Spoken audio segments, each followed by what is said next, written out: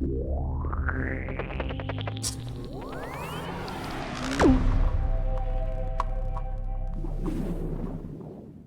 everyone, and welcome to AskLRR, the show where we answer your questions. I am Paul, and I am here with Beej. Hello. And Ian. It's your boy. And this, of course, is brought to you by patreon.com/loadingreadyrun, like everything we do. But this show is also brought to you by our YouTube memberships, which is where you have to go. If you're a YouTube member, Heather will put up a post every month that allows you to ask these questions. So if you want to ask a question, that is where you have to go. But for now, let's get going. Mm-hmm. The first question. Random Guy 19 says, each of you have a fairly distinct style that is well known among the community. I also know that fashion/style is a cumulative thing over a person's life. Could you give a brief overview of how you developed your style? Uh-oh. How did you develop your amazing stylish hoodie that you're wearing? It's great to Beej? start with me first. Yeah. Yeah, absolutely. Yeah. Store.loadingreadyrun.com. We do have some left, by the way. I just bought something from a company that I like and I wear it. Yeah, I expected to be cold today in the moon base because it was cold yesterday, which is why I'm wearing the hoodie in the first place. Because nobody ever sees me in that. They're usually seeing me in like collared shirts and stuff, and that's more of a thing from high school, from where when you get out of elementary school, where it's okay to wear matching sweatsuits, and you get into like junior high school, and all of a sudden it's like if you show up in sweatpants the first day, that's it. Yep, Your life you're is done. over. Yeah, you have been pushed into another caste, and now you have to live among them for even if you do buy jeans after that, you are persona non grata, like the rest of the kids who do that. And so it was discovered that it's like, no, you have to wear jeans, and you have to wear the right kind of jeans, and you have to have the right tab on your jeans. And we've been through this before. Yeah, I remember a previous AskLRR learning about the convoluted world of different jeans types. Yeah. Did you get to the silver tabs? Yeah, Okay, actually, good, there was good. a guy who went to the States, and he came back with silver tabs, and everyone spent about 3 minutes staring at his ass. So, yeah. But that was kind of the start of men's fashion for me, that I'm like, I have to apparently wear the right clothing or else everyone will think I'm a jackass. And now 20 years later, it's still seared into your mind. it can't escape it, right? Yeah. I've read manga about men's fashion that have been very illuminating. But how I ended up at like khakis and that was kind of more of a high school thing, was like then jeans but then button-up shirts, because I had a friend of mine who he was wearing button-up shirts all the time. I'm like, that's a good look, actually. I'll start doing that. So I started wearing button-up shirts a lot, and then I like transitioned into wearing golf shirts and stuff, because I'm like, those are good for a husky man, right? No. So, and then I realized after a while, I'm like, actually button-up shirts are really good for a husky man anyway, so you should wear those. It's just what's not good for a husky man is not wearing a shirt at all. And then, in university, I saw Ian wearing khakis all the time, and Ian had a very distinctive style, to my mind, different from everybody else in university. And I was like, I like this khakis look. And then I started working at places where I needed to dress up a little bit better than just wearing blue jeans. So I started adopting the khakis thing, and I was like still doing like golf shirts and stuff. And it's like, that's what I did for a while. And now I'm transitioning again back into short sleeve button down pocket sports shirts.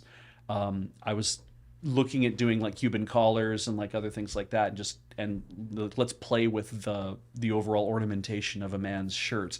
And in the meantime, you're just gonna wear like normal ass khakis. I think the biggest innovation in men's pants has been they've started putting spandex into them, and it's the nicest thing. So that's me. Well, yeah, I mean, so I went to a private school with a uniform. So that I guess those formative fashion years didn't quite hit me the same way. You got to spend some time waiting. Yeah. So yeah, I mean, I had dressed pretty casual, jeans and t-shirts and shirts and things. Um, uh, I for a while, definitely, until we started going to some more fancier sort of things related to producing shows and like the charity dinners and these kind of things. There was a long portion where like literally the only time I had worn a suit was as a costume for a sketch. Now, well, but I wore like a shirt and tie for school, like it was a school uniform and stuff. So after that, maybe as kind of a rebellious thing, or maybe I don't know, but yeah, I mostly try to keep it relatively. I mean, I know if you're a person who does streaming a lot, some of the things that I do think about are, am I going to be on camera today? Right. Yeah, me too. Am I going to be on a green screen today? In which case, no, I shouldn't wear this green shirt. Yeah. So you do have to think about that kind of stuff. But yeah, I think that, I don't know, I wouldn't say that I have a strong distinctive style, other than I try to keep it fairly, Mark's Work Warehouse is my favorite place to Nice. to buy things. I just recently I was gifted a just for Christmas or something. I got some t-shirts, and one of them was like a particular cut and style that I really was very comfortable and I think looked good, and I was like, this is great. Where's this, okay, I will go and buy like a whole bunch of different colors of this shirt because I like it, and that has served me well for a while. Yeah. Really smart move, actually. Nice. Yeah, nice. So yeah, basically all of I have got like plain shirt now these days. I've got like plain shirts or plain t-shirts and Loading Ready Run or Desert Bus shirts. Yeah. Yes. Are my main. I like that I don't have to wear shirts promoting other people's stuff Yeah, good. anymore. But yeah. You always present very clean lines, and I like that. Oh, thank you. Oh, the story of Yeah. my fashion starts way back in, as Beej said, that first day of junior high, and I was the sweatpants kid. Yeah. And thought, okay, well, how can I break myself out of this? Like that was not a strong cowboy. No. Sweatpants kid. Yeehaw! The only snapping you're hearing is my elastic band from the Bullies. No, it was decided to try and get out of that, and that was the early '90s. So obviously, the next step was to put on a bright red turtleneck sweatshirt and a very tight fitting, and some of those '90s overalls that you only wear one strap on. Oh yeah, I remember that. Yeah, no, you should not do that either. Okay. Then the bullies will all pick you up by your belt straps and bounce you in your pants. Yeah. Do we have pictures of young No. Ian with red turtleneck and overalls with one strap attached? Yeah, no, we keep that buried in the past for a reason. So trying to get out of that, I stumble upon during a Eaton's surprise sale a fedora. Oh, And put it on and it fits and it looks good to my face. And I thought, okay, I'm going to use this. But if I'm going to wear this, I need to, get a little bit more put together. And so I did start to wear, I still couldn't stand the feel of jeans against my body because stretch jeans had not yet existed. And now I don't want stretch jeans anymore. But khakis, these are great. They look like a human being's pants that I won't get made fun of as much. What do I do now? Well, I like engineers, so maybe I'll start wearing, people like flannel shirts. I'll wear a flannel shirt over top of a white t-shirt because it's the 90s and it's grunge. But I'm me, so I'm going to button it up and tuck it all in. Ah. So that got me pegged as a certain type, but not as a bad As a fashion lumberjack? Like, Yeah, yeah, like a lumberjack or a civil engineer at the time. that's good. All right. Yeah, fair. But which is a great style, but not one that usually also goes with the fedora. That's a kind of a kind of a mixture of different worlds Well, there. I figured the button-down shirt was what worked for me there. Okay, good. Right. Yeah. And of course, I had a military surplus green pea coat from the American. that was a good look. Oh, and those were the fedora for summer, the big fur hat that I also found at the Eaton surprise sale for winter. The Yushenko? Yes, Yeah. yes. Whatever. Wow. It's called. Yeah. Yeah, the Russian style hat. Yeah. Yeah. And so that was my high school look. Get to university. And now I'm like, no, I want to go even further in this professional manner. So I'm going to be just white and simple colored dress shirts. Maybe let's put on a tie to go to school because, we're real people. We're learning important things. And I eventually oh God, I hope no one looks this up. The student newspaper, The Gateway, was doing a 2-piece spread on fashion. And I was so hard in on this whole idea of like, I'm a tie man, and I'm a fancy boy, that I worked at Staples and I would wear a long sleeve, button down collared dress shirt with a tie and then pull my Staples sweater over top of it. Because I felt that the clients deserved an air of professionality from me that was not being served by this Staples sweatshirt. No. That lasted for a while. And eventually, it lasted actually all the way up through to RoadQuest. Oh, and then you also in university, your photographer's vest. You Yes, did that yes. for a while too. Oh yeah, photographer's vest. Yeah, that Got is into a, those things. Yeah. yeah, weird little fashions, but losing that little bit amount of weight before RoadQuest and then buying that first. I had not owned a pair of jeans since university. In fact, it was at the stage where we were figuring that the Gap was copying me. I got big into khakis, and the Gap is everyone in khakis. Yeah. I start wearing these sweater vests, and everyone in vests. Yeah. Yeah, Ian the trendsetter. It was weird, yeah, actually, because you would be ahead of the game by like a year or two. it was kind of at all. upsetting too, Yeah. because I was trying to dress, well in a distinctive manner, not like everyone else. Yeah. But yeah, slimming down, getting those jeans, and finding out that my ass looked real good in a pair of Levi's 514s. Yeah. And they were comfortable.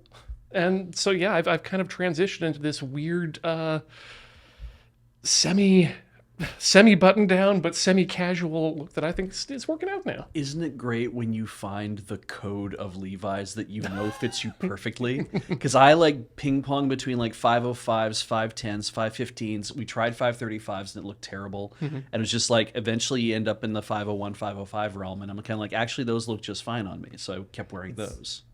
Yeah, I as somebody who I definitely did not like the skinny jeans style. I have pretty skinny legs anyway, so I rely on the width of the jeans to make my legs.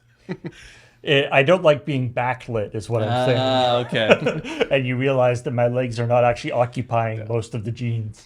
But there was a time there where it was not great. Like a large portion of the pants were not for me. Shall we Fair. say? Yes. There's Henry Rollins was doing a show one time, and he talked about how men in khakis. This is very formative for me because like men in khakis is just stovepipe legs. Yep. Because they were just all designed that way. It's like they come out to here and the legs come straight down and there's no tailoring. There's no You get the ones with the cuffs. Yeah, you get cuffed ones and he said that's why he's like, no, I wear jeans, and it's like you gotta like I go to the gym, I work out, I want people to look at my ass. Like I want my things to fit and I want to look really good. And that caught me, I'm like, right. I mean, I started to see myself in like during RoadQuest and stuff too, and I'm kind of like, yeah, my pants are big and they seem a lot larger than they should, but they fit me comfortably. And so what I'm wearing right now and what I pivoted to in the last few years is wearing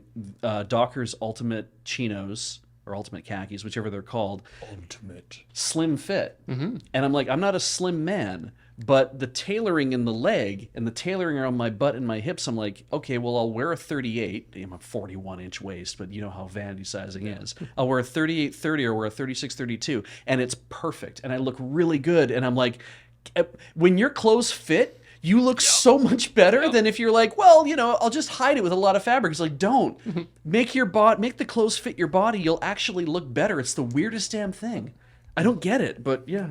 I'm also a huge fan of the fifth pocket, Oh, the yes. little like extra pocket In the jeans. in the jeans. To the extent that I really don't like pants that don't have that. 'Cause that's where I keep my keys. I mean, it's where I keep my challenge coin now. But I was very disappointed that the entire time of the iPod Nano existing, I never had a pocket to put it in. Yeah.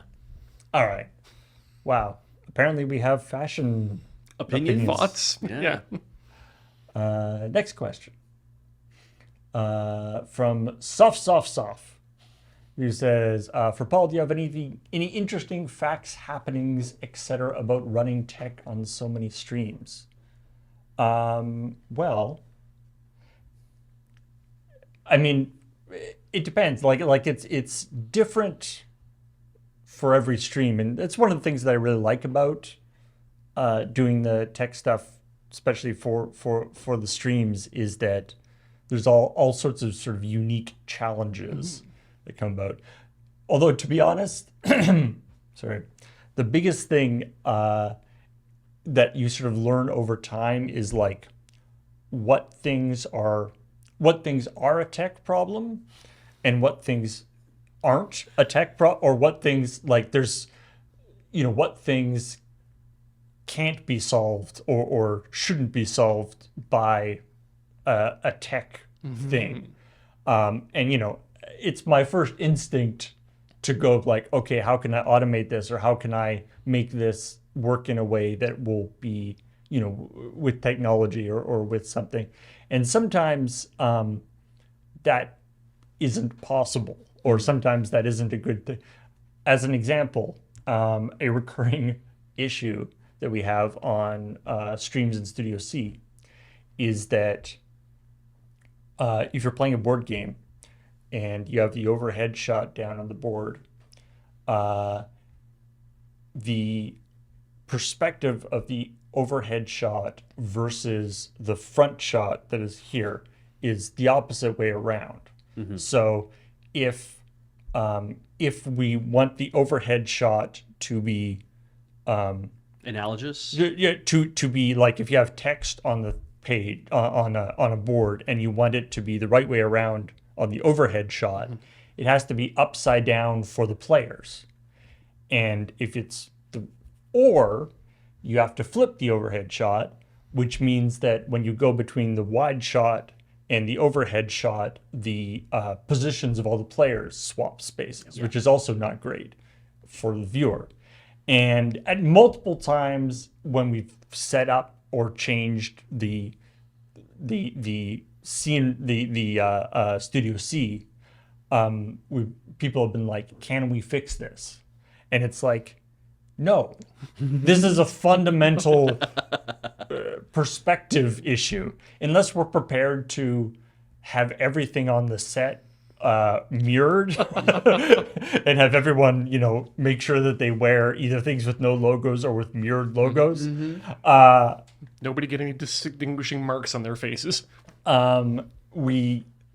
It's just that's actually just like a fundamental difference in how the cameras work. The other thing being like the difference between a stream, between somebody sitting at a desk streaming like in Studio A, and somewhere like in this studio or in Studio C, where you have people performing and then a tech person. And that those are very fundamentally different setups.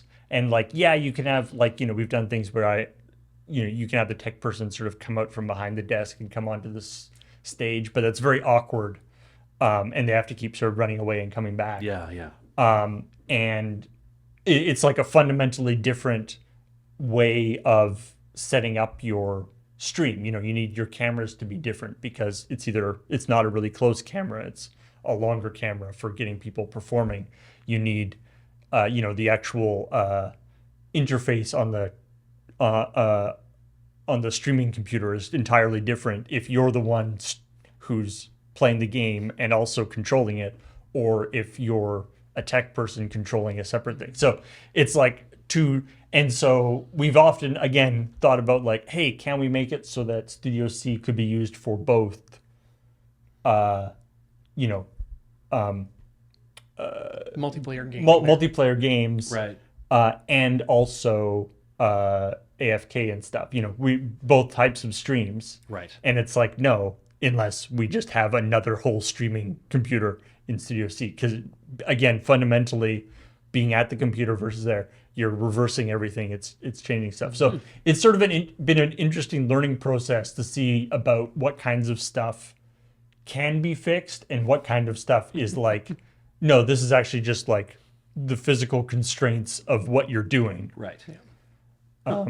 But yeah, I don't know if there's if you have other people, other people can answer this question too. If you have thoughts about things you have encountered as when you've started doing more streaming. You've literally brought up one of my favorite phrases, which is never try to solve a behavioral problem with technology. Oh, that's fair. Yeah, it's the same thing as like you make forms also part of your job, and it's the same thing that I was taught in MIS, where it's like sometimes you'll need to make a form, and sometimes you'll need to make something digital to kind of approach a problem. It's like the design of that form is very important, but also if the digital thing you make replaces it, great. But if it's just not going to do it, then the form is what's important. And yeah, I completely agree. Sometimes you have to come at the problem from multiple angles.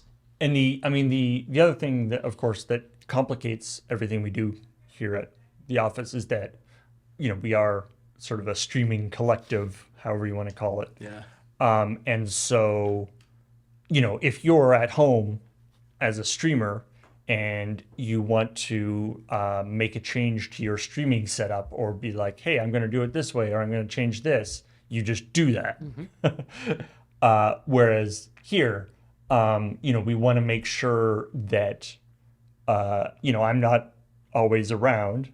And if somebody comes in at, 10 o'clock in the morning and wants to start up their stream, it's got to work the way they expect it to work. Yeah. And so trying to setting things up in a way that is as seamless as possible and is as sort of understandable as possible has definitely been a big part of, there's this sort of like making something work, but then like making something work in a sort of reliable way. In a turnkey way. Can be often a whole ton more effort on the sort of back end so that when the person is when you're actually like there doing it, it operates the way it should. Yeah. And if you have watched our streams, you will know that sometimes it doesn't. Yeah. And, there's, sometimes the mics don't work. You go online and nobody can hear you. And that's because the person who was on streaming before you changed something and you don't know what they changed. Yeah. So we have to deal with that, but that's how it goes. Next question. Daniel Solis asks, what's a cameo appearance you've had in a non-LRR thing? Interesting. I could take that one easily. Sure, yeah.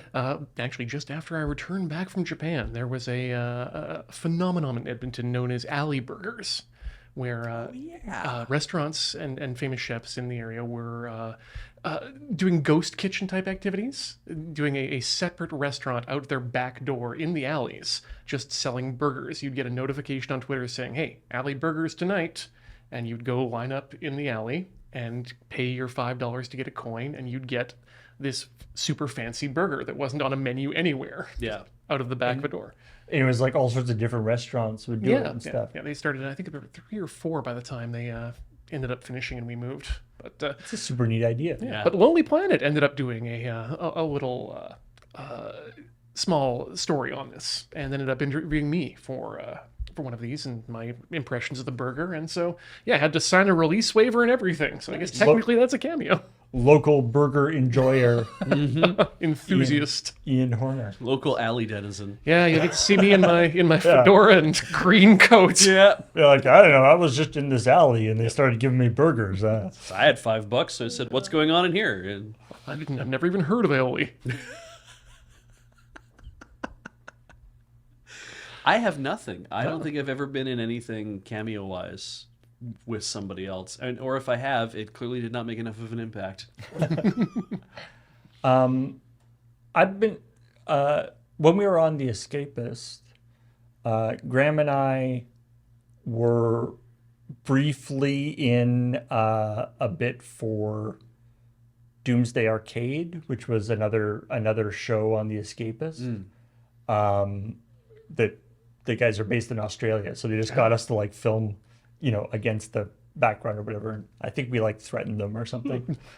I also very long time ago I took a trip down the States, just sort of a tour, I guess, just traveling down on the Greyhound I went down the West Coast, and then I went over to Texas to meet up with some friends who were part of a sketch comedy troupe called The Wasted Potentials. Ooh. Which was a group that we sort of briefly, Loading Ready Run had sort of a comedic partnership thing with them.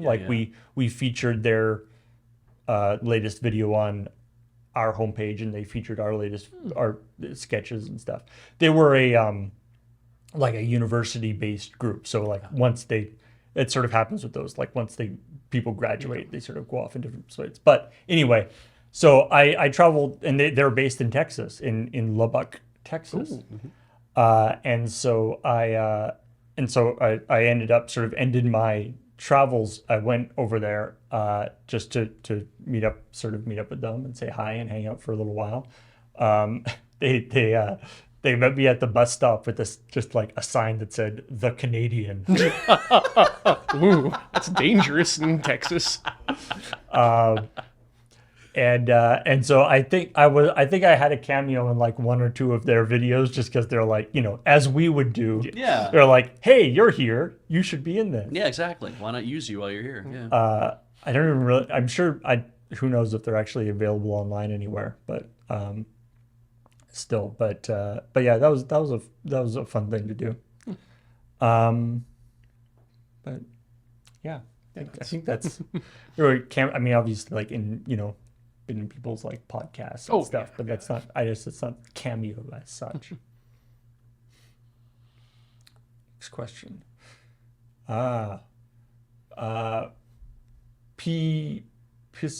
PS. Psycher? Psycher. Yes. Sorry. Yes. Psycher asks, "What's a project you'd do if budget was no issue?" I guess budget and time. Yeah. Although, I guess those things are roughly interchangeable in certain ways. If I had if I was allocated an amount of money that was like, here's this chunk of cash, and you have to make a creative project with it. It's not like you need to upgrade the moon base or pay people more money or do whatever. Obviously, pay people more money out of the project, but it's like this is a one-time thing you get to do. Here's $100 million or whatever the hell it is. It's like, yeah, I would definitely try to do some sort of Road Quest Goes Japan thing. Whether that would, I don't know about driving around unless it was like we all got like electric cars or alternative fuel cars or something and tried to do that instead. That would be very different. But I just like the idea of like we go explore Japan and then we have translators who we hire, and then we would also have we could stay in like interesting places. We basically do like a whole big travel vlog thing, but invested in actually being like legit, not just doing guerrilla film. Right. That's what I would want to do, is to do something like that where you can just pay everybody here a lot of money to be like, come do this thing with us, and you're paid for like a month, and we're going to be releasing little vlogs, and we're going to do a big project out of it and all this whatever. And it's like I keep my pie in the sky so high in the sky because I'm like, I know we're never going to have the money to do exactly the way it was going to come out. So I can just say that because it's like, oh, yeah, but Loading Ready Run will never have the kind of money to be able to afford that kind of production. We'll do something scaled back, Wow. You like Your Man in Japan thing very that James May. that James May did, but with us and I don't know. Sending people to different parts and being like, your job is to pick a part of Japan and be there, and it's like you'll show up and it's like, Beej is down in Okinawa, and what's he talking about? He's talking about this stuff, and Ian's in his old stomping grounds, and he's going to talk about what it's like there, and it's kind of like a tour to kind of meet all of us and see different places that we found interesting. If budget is no issue, I want my traveling partner to be James May. Yeah, sure, absolutely. You know what? You're right. Wait, you can't all have James May. All right, cloning James May is the first up. We'll pick an assortment of well-aged British comedians. Okay, I'm changing my answer then. I want Richard Ayoade. Yeah, absolutely. Yeah. Michael Palin? Does he still travel around? Oh, maybe he might be done with that. Yeah, maybe he's sure. done with that. Might be a little bit slower now, but Yeah. So is that your same answer? absolutely not. No, I thought I Do was something else I was a more fun. little bit more selfish with this, but you Yeah. are absolutely right, Beej, that money solves a lot of problems. My project that I would like to do, if money was no issue, personally, is electrify my Mini. Yeah. And give it a full refurbishment. Tear it down to pieces, strip the paint off, reapply the protective sealants, repaint it, get the engine out, get a battery system in there, and really I could do that now if I had a garage with a lift and tools, and those are thankfully all things that you can rent from other people. But I still need the money to do it. Yeah, Now, that's true. Now, it's funny, like in my mind, it's like when it says like, what project would you do if you had a limited money? As I guess Beej did, my thought was immediately like, oh, what kind of cool, Loading Ready Run project. or what kind of cool like video series or whatever Yeah. do, rather than just like a thing I want to do. Yeah. Now, that being said, do you envision that as an actual like piece of content, as they say, or is it just like? I mean, that's the funny thing, is that part of my job here at Loading Ready Run is to come up with personal projects that can look good on that's true. screen. It's true, right? But I mean, that's the thing. It's one of those things that is monetarily possible and could be done on a doable budget, but I think it might even be good content too. But we would need to put some planning on it, and I don't want to make that a promise. I feel it's the kind of thing that you'd want to be like, I need to get paid enough that I can not work for 3 months. But then at the end of that 3 months, it's like you've just lost your job. Yeah. So you need to be able to get your job back. So yeah. I mean, But that's part of what money is no issue is about. That's fair. Yeah. I mean, I've always thought that, either for a personal thing or for, Loading Ready Run thing, that like, making a super sweet, either super fancy like house or office or whatever, but doing it like, this old house style, like having the like going around and having like, interviewing with the like, so what are you working on today? Well, today, interviewing with the different trades, Make a whole production. having a whole production, which is sort of, people you're watching, you're like, but you guys like just innovate, just did that whole thing with this moon base. And it's like, but because of how the whole process works, we are busy doing our own thing. Like that would have to be, it's basically all the effort that's required to actually do the project. You have to at least double, if not triple, to Time, money. in terms of, so like the actual production team behind the team that's doing the work would probably be twice as big. Yeah. Like, I mean, it was like doing Road Quest, right? It's like you can drive from Dawson City to Victoria in about 3 days. I think it took us to actually do the trip in a way that didn't kill us. You can do that in 3 days, but you can't film it in 3 days. Yep. You film it in 10 days. Yeah. Completely uninteresting. Yeah. The other one that I've thought about from a sort of streaming point of view, before, again, with in talking, we talked earlier about sort of technology and stuff. There's all sorts of technologies that I know could exist, and I know the general gist of what would be required for them to work. And I know that I don't have the the skill set or the time to build the skill set to make them work. But I would love for them to exist, you know, stuff like, you know, stuff for like more sophisticated like tracking of like magic cards on a, that, you know, there's also, you can talk about all sorts of fun things with like, oh, you can put like the RFID things or do stuff. We were just, you know, we were doing Warhammer stuff, right? It would be amazing to have some sort of, you know, image recognition or system where that could actually like, so when we have the view of people playing, there'd be like, you know, you could basically like wall hack. Oh yeah, you can Show like things- wireframe stuff and see through it. Show where all the guys are Yeah. and how they're moving all the time. Because finding up over time. a good perspective to show how the players are moving and like to show each unit and like whether it's got an engage order or a conceal order and how much health it has. Yeah, doing that, you could have that overlays. You could have, you know, the whole like overhead projector that like shows all the stuff Yeah. digitally, Yeah. Microsoft Surface style. You know, you Animated could little do things you can pop out. imagine you can imagine all sorts of fun. And you know, again, we're talking possibly technological solutions that don't need to exist, but you know, and it's that thing where it's like the technology to do all this stuff exists now, Yeah. but it's not in a way that is useful. So, you know, it will require somebody who knew what they were doing in order to make it, to sort of integrate it all together in a way that would work, but it would be super fun. So really what we just need is another one of each of us that we don't have to pay, that we can, I guess, put in the box when we're done with it. Yeah, that doesn't open up any ethical questions at all. I mean, really, we're all just people that get put in the box when we're done. Yeah. All right, next question. Daniel Solis also asks, presumably you have purchased an ending of an outdated physical medium, i.e. the last CD you purchased, the last VHS, the last DVD.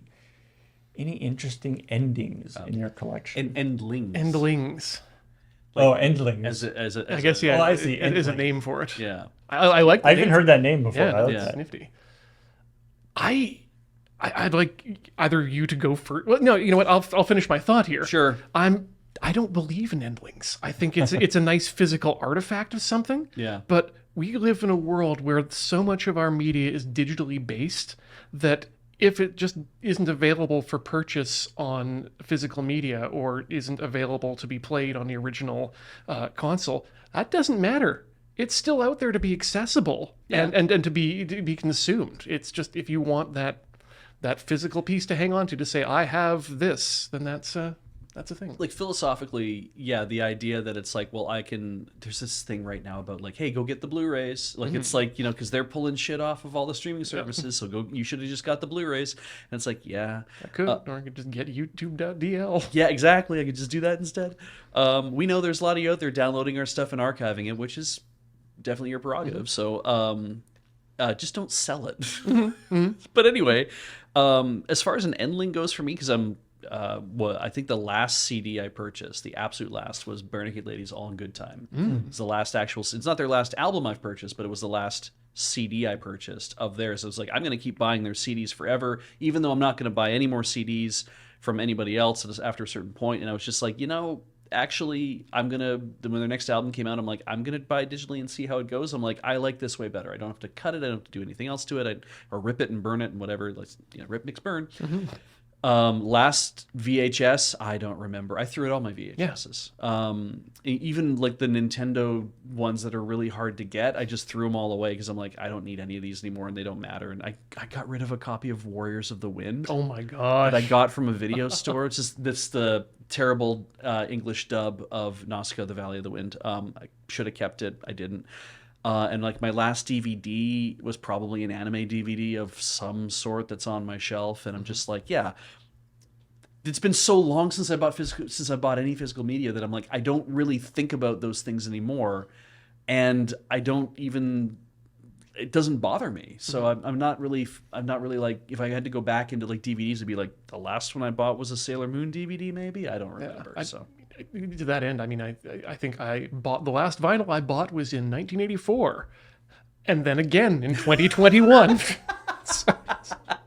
Oh, actually, no. I think the last disc I bought was either the Ouran High School Host Club Season 1 Blu-ray or the Jellyfish Princess Blu-ray, because it came with a stuffed animal we got when we were in Japan. We're like, the only way we can get this is to buy the Blu-ray, so that's what we're buying. Because you want that artifact. We just wanted the artifact of the frickin' plushed animal thing. That's all we wanted. So anyway, I mean, with with Christmas coming up and stuff, one thing I will, I do generally also prefer digital versions of things, just because, less accumulation of random cruft that I don't need and stuff. It is something that I feel like hasn't really been well solved yet, is the thing that you get, which happens a lot these days, at least around my, the sort of Christmas tree, where everyone's like, you have all the presents under the tree, and the presents are either a card with a code in it, or like, check your email.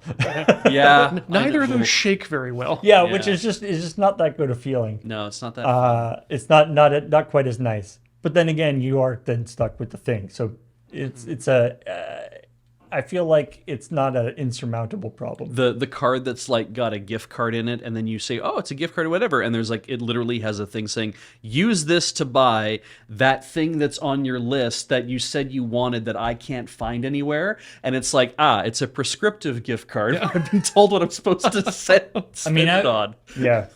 But I mean, that's just basically opening up a DVD. It's a pre-used prescriptive gift card. Yeah, exactly.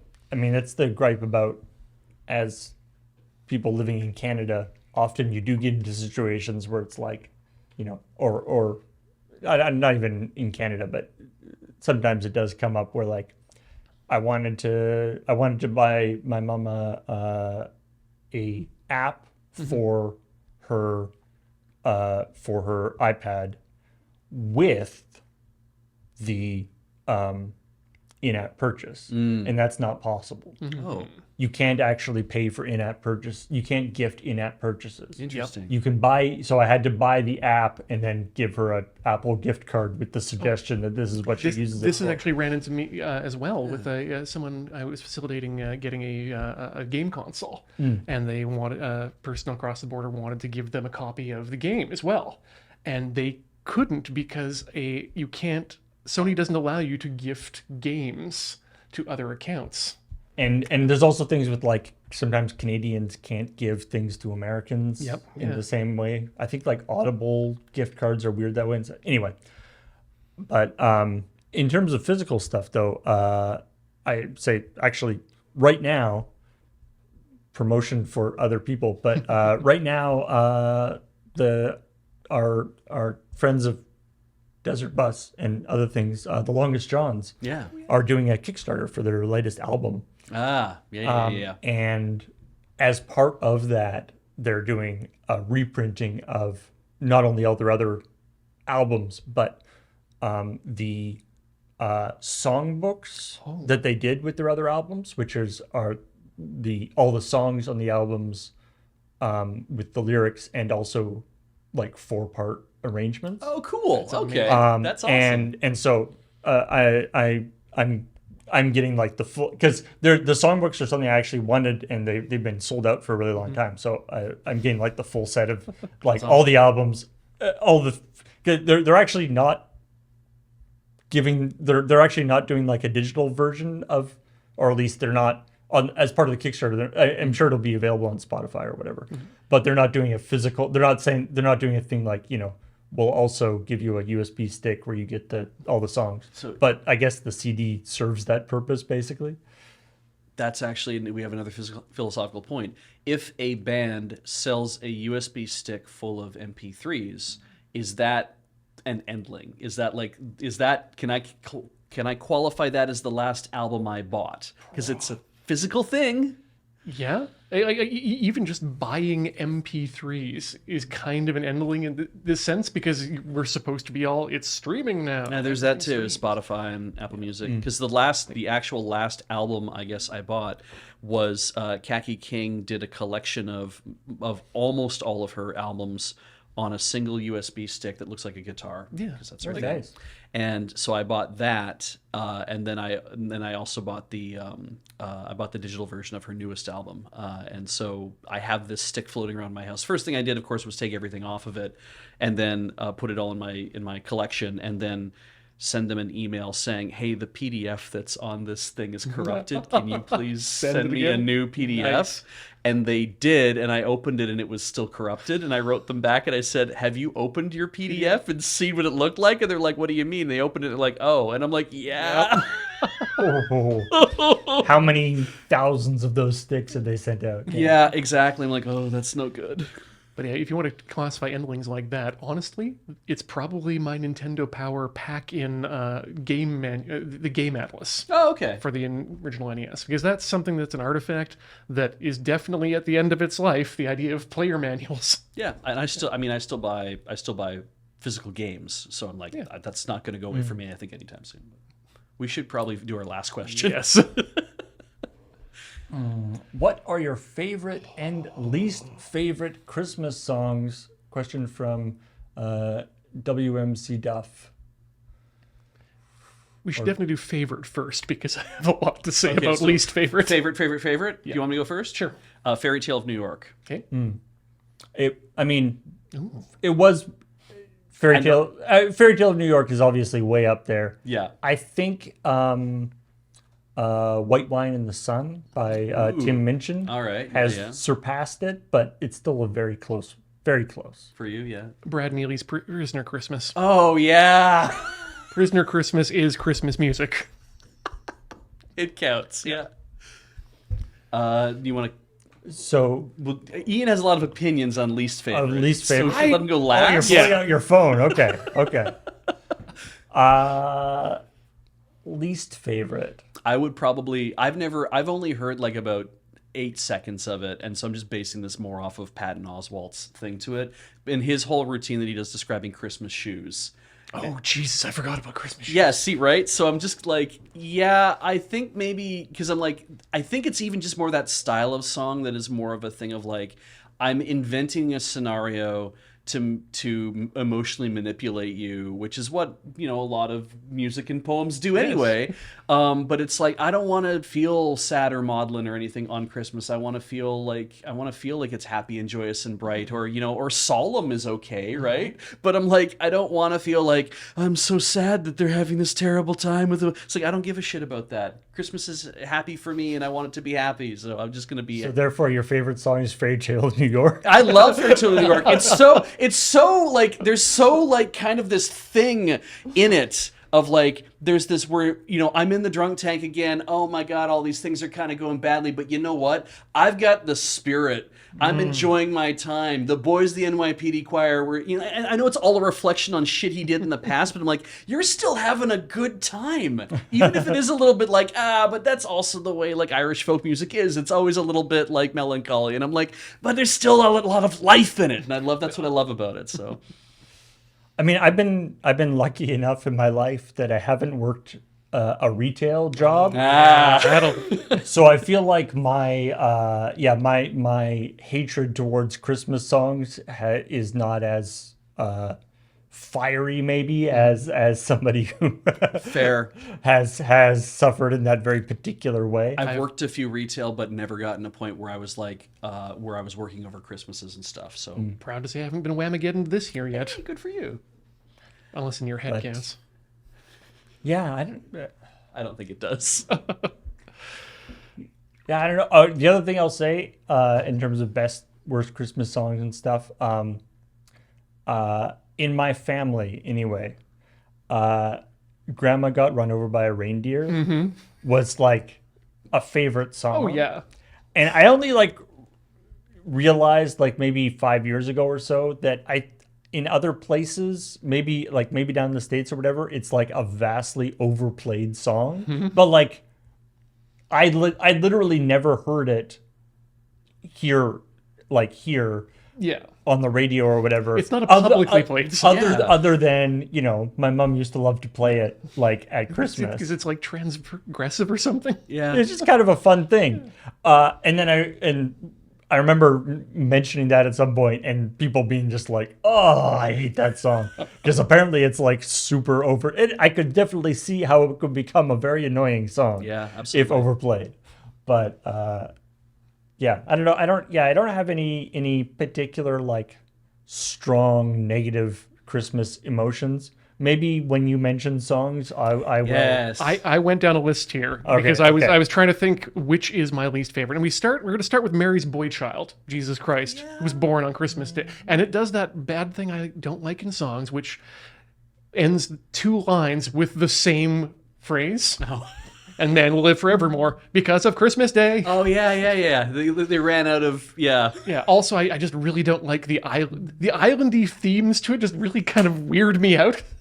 It's cognitive dissonance at Christmas time. That's fair. Yeah. I can believe that. Yeah. So that's and that leads into the "Do You Hear What I Hear," which has that same sort of lilting, and then the song, "Riding in the night, you know, getting us in Yeah, light." it's the there's always that like divide between the secular and the religious Profane. and the religious Christmas songs. Yep.